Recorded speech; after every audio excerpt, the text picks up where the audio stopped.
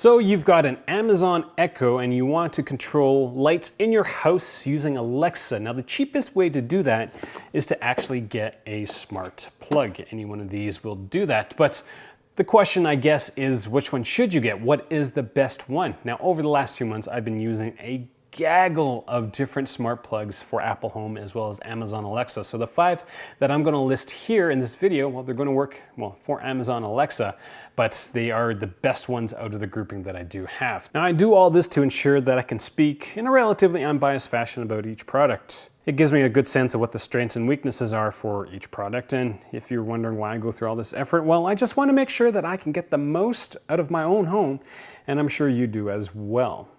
Number 5 goes to the Belkin WeMo Switch, but it really should go to the Koogeek Smart Plug P2. Now I'm having a conundrum, we'll say, because at the time of this review, my Smart Plug P2 is acting quite funny. It's actually Koogeek.com that's actually kind of funny because I can't sync this Kooky P2 smart plug with Amazon Alexa because the web service doesn't work. Assuming that Koogeek fixes this issue, the P2 is going to be a slightly better average plug as it has an extra nightlight feature. Now if they don't, well, consider getting the gigantic WeMo Switch if you find it in the bargain bin at your local big box store.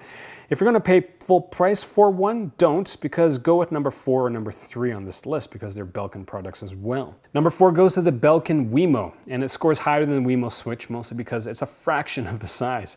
I've been using the regular WeMo to control my product lights, and it does a decent job of doing so. Basically, use the WeMo on appliances where you don't care to monitor the power usage for. In general, Belkin's WeMo lineup has to step up on the competition because Belkin allows you to access these plugs remotely. If you only need a couple of smart appliances in your home, you might not even need to use Alexa and get away with just using Belkin's web services.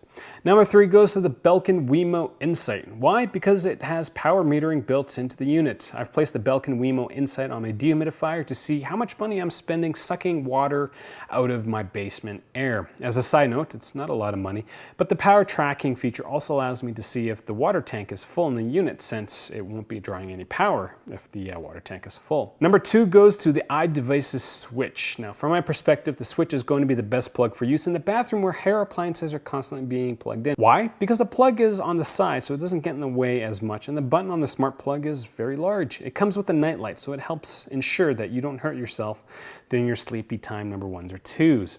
It doesn't block the second plug, which is handy as well. The only other plug on this list that isn't a space hog is going to be the Belkin WeMo as well as our number 1. The biggest downside from my perspective is the inability to remotely access the unit by itself. Now, Alexa allows you to do that remotely through the Amazon app, so that might not be a big deal, but if you find it annoying having to open a shopping app to access your smart home, then, you know, the Switch might not be the right plug for you.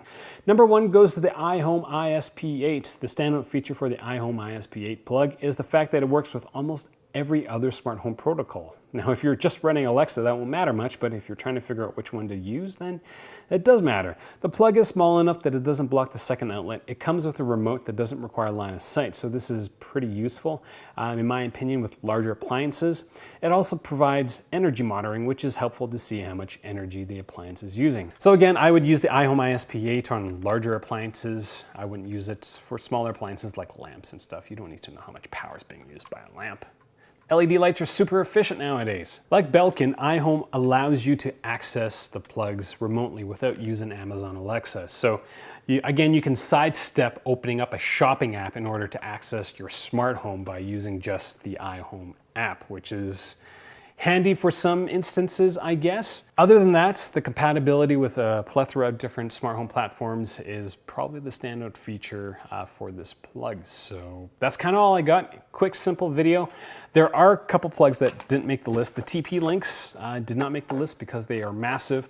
I've got this Broadlink power plug that was incredibly frustrating to use. I could not get this to work at all.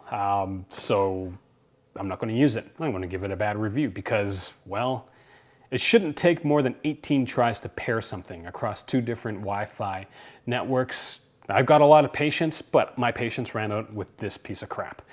That's kind of all I got for this video. You got questions for me? Leave them in the comment section below. If this video is useful to you, consider getting one of your products through my links or all your products through my links. None of these companies paid me any money to do this review. I'm doing it because, well, this is just me. I just want to figure out what the best product is for my home. This is Monty the Ho. He helps me review all these things. And that's kind of all I got. Thanks for watching.